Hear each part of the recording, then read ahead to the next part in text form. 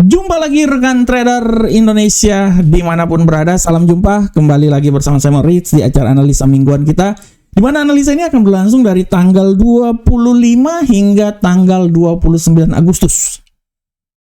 Kita telah masuk di minggu terakhir bulan Agustus dan pergerakan pasar sangat dinamis rekan trader.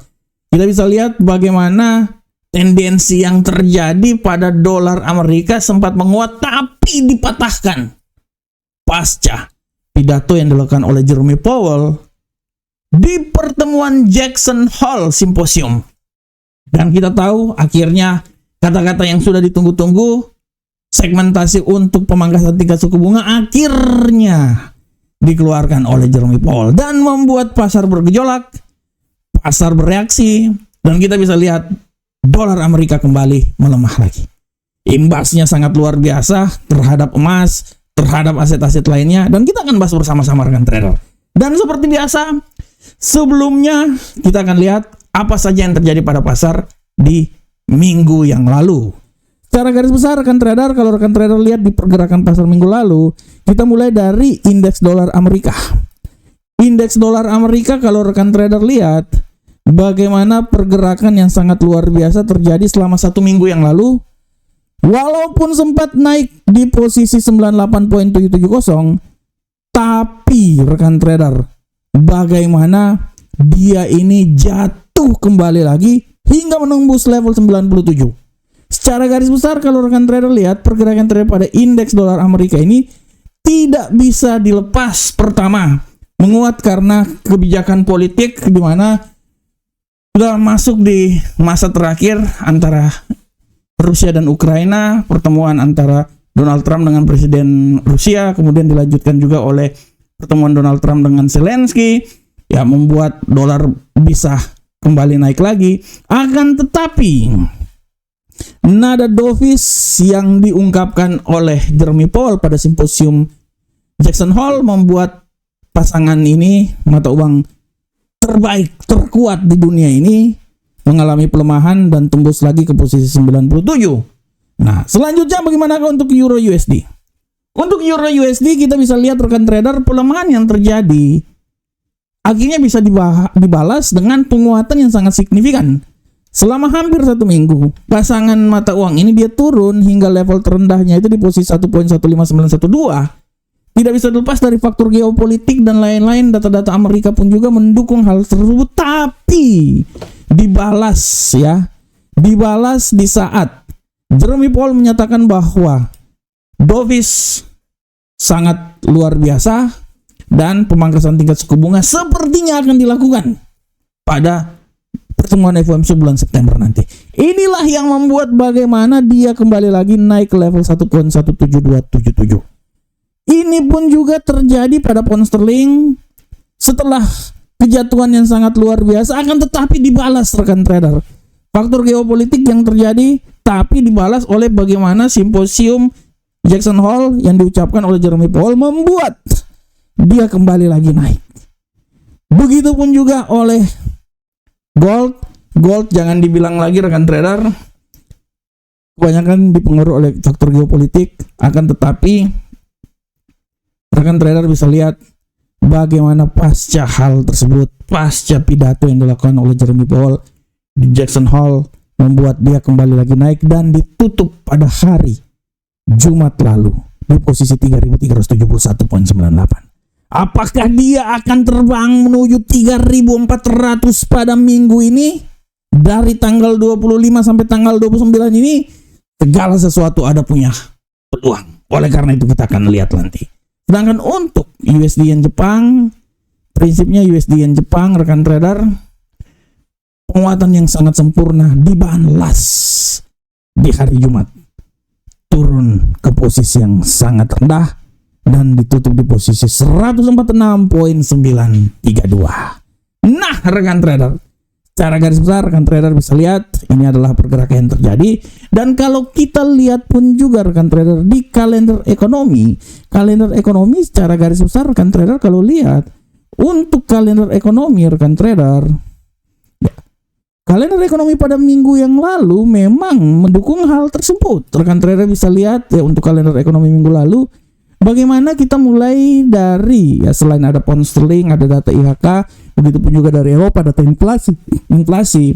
Tapi waktu hari Kamis rekan trader bisa lihat pasca rapat pertemuan FOMC yang dilakukan, di mana rapat pertemuan ini masih mempertahankan tingkat suku bunga.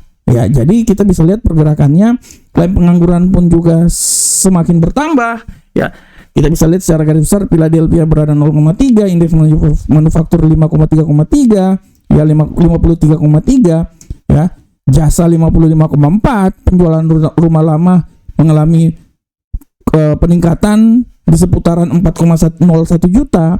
Tapi semua itu habis, tak tersisa setelah Jerome Powell mengeluarkan statement arah kebijakan dan lebih ke dovish dan mendukung pemangkasan tingkat suku bunga yang akan dilakukan pada bulan September nanti. Inilah yang menjadi bola sangat liar dan membuat pergerakan di pasar berbalik, rekan trader. Berbalik. Yang tadinya jatuh, dia berbalik lagi naik. Nah, oleh karena itu rekan trader, sekali lagi, bagaimanakah untuk pergerakan minggu depan? Secara garis besar untuk minggu depan kita lihat hari Senin tidak ada tapi pukul 21.00 penjualan rumah baru. Hari Selasa ada kepercayaan konsumen. Hari Rabu agak sedikit rehat, hari Kamis akan ada PDB akan dikeluarkan. Ya, untuk kuartal kedua. Dan klaim pengangguran awal seperti biasa 19.30 waktu Indonesia bagian Barat. Dan hari Jumat selain IHK Jerman ada juga indeks harga belanja personal PCE inti, ya, dan indeks harga PCE inti secara bulanan dan secara tahunan akan dikeluarkan di minggu yang akan datang. Oleh karena itu kita akan lihat bersama-sama. Dan bagaimana secara teknikal rekan trader semuanya? Secara teknikal mari kita bahas bersama-sama. Untuk teknikal secara garis besar kalau saya melihat rekan trader untuk indeks dolar Amerika, sebenarnya menurut analisa saya sudah tidak ada, indeks dolar Amerika ini akan benar-benar lagi berada di ombang terjadinya pelemahan rekan trader. Oleh karena itu saya bisa bilang bahwa kemungkinan indeks dolar Amerika ini akan berusaha turun hingga level 96.978. Jadi level ceritanya 96 dia akan coba ya. Tapi sekali lagi bahwa peluang untuk naik pun juga masih ada. Saya masih bisa bilang bahwa kemungkinan dia bisa naik ke level 98.507. Jadi pada prinsipnya 98 masih bisa dicapai, tapi peluang untuk dia turun sangat besar dan dia bisa turun hingga level 96.978. Ini setelah pasca pidato yang dikeluarkan oleh Jerome Powell, ini pasar bergejolak ya, sehingga dari sini kita bisa lihat bahwa pasar akan mencoba untuk ke posisi yang lebih mempengaruhi arah dolar, dan dolar bisa saja mengalami pelemahan yang sangat signifikan. Oleh karena itu sekali lagi saya mau bilang buat rekan trader, minggu depan ini sepertinya dolar akan agak sedikit tertekan ya, hingga tanggal 29 nanti. Sedangkan untuk Euro USD, dengan adanya sikap dovish yang terjadi, saya meresponi bahwa kemungkinan indeks dolar USD yen Jepang ini punya peluang yang sangat kuat untuk naik.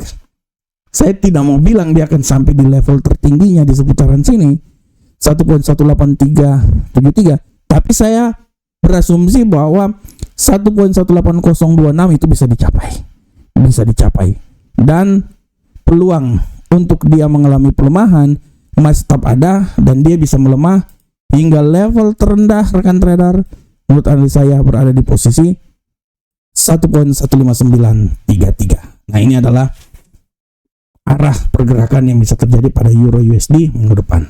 Dan untuk pound